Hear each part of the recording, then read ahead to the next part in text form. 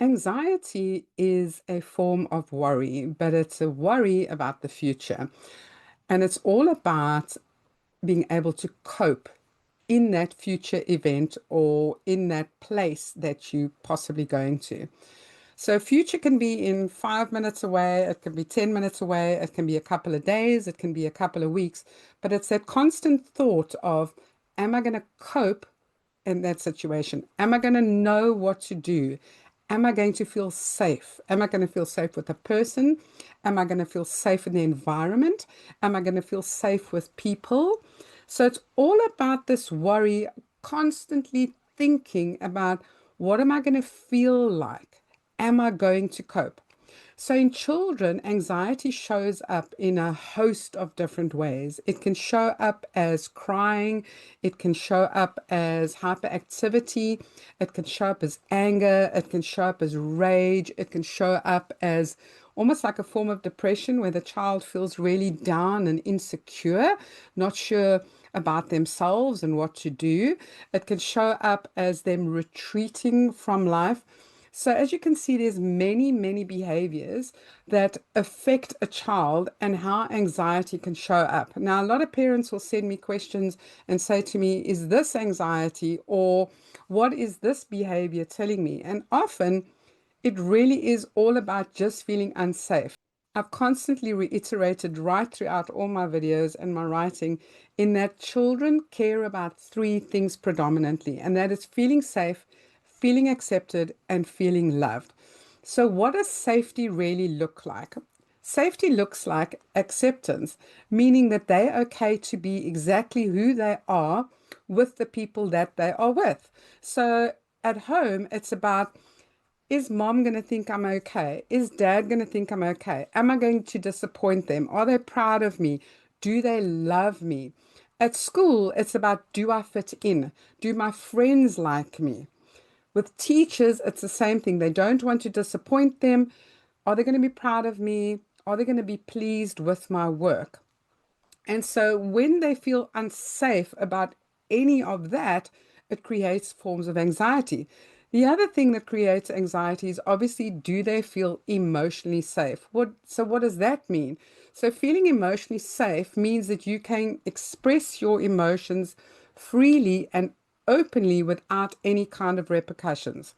Now, anxiety doesn't just show up in children, obviously. It shows up in adults as well. And it shows up mostly in adults who have grown up in an environment where their emotions were not safe, where they weren't free to express their emotions in a way that was acceptable.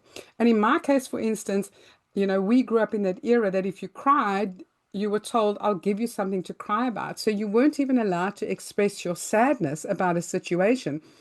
Crying was for, I don't know, for grief, for bigger things.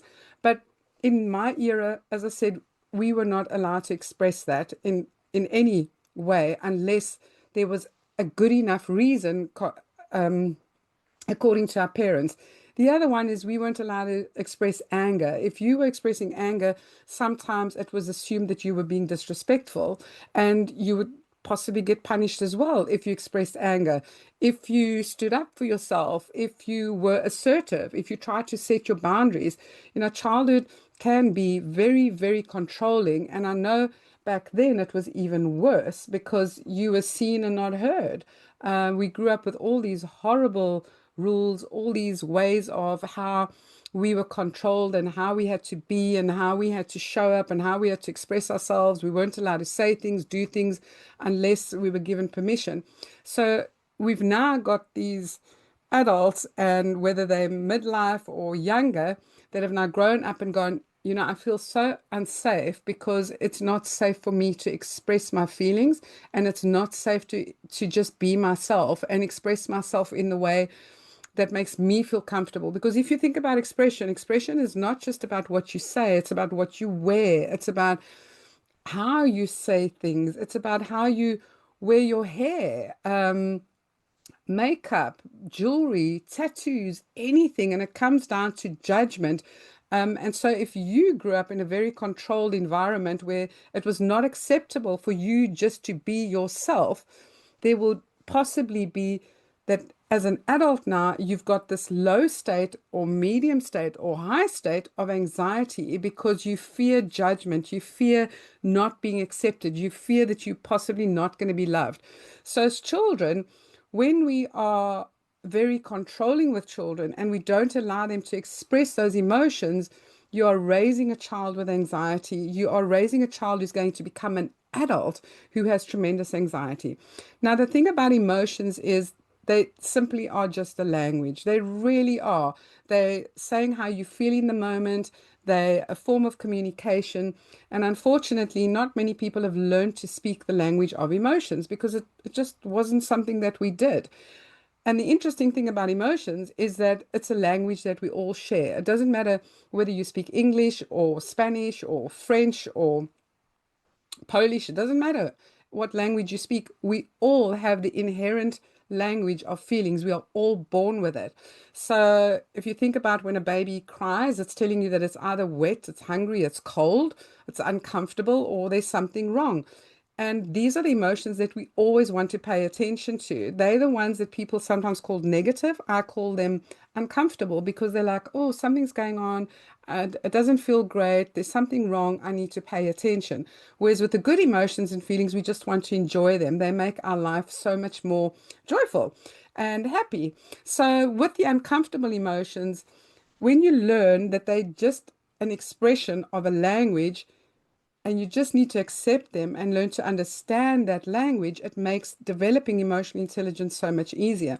So when your child is saying, I don't want to go somewhere, or that makes me feel uncomfortable, you really need to find out why. What is the reason behind that? Another way in little children, how anxiety shows up is when they constantly say, I have a tummy ache, because children don't really know yet how to express their emotions. So they'll go, my stomach is sore or my head is sore, because emotions show up in the body as well, because there are chemical reactions around each emotion. And if you're interested in more of this, please do go and check out my free emotional intelligence course, and the link is below, which will explain to you how emotions are created physically and in the brain and in the body, and then you'll understand even more.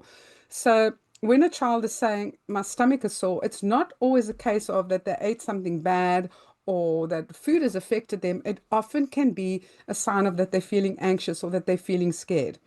So, this month on this channel, I'm going to be focusing exclusively on anxiety, what it looks like, how it shows up, what you can do about it, how you can help your child, and how you can help yourself.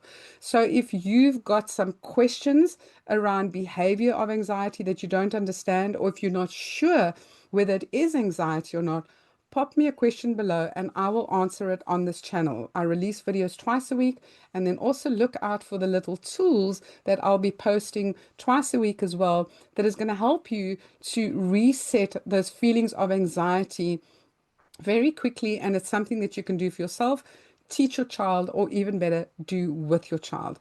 So from me, Deborah McPhillamy, I will see you in the next video. You take care. Much love. Bye for now.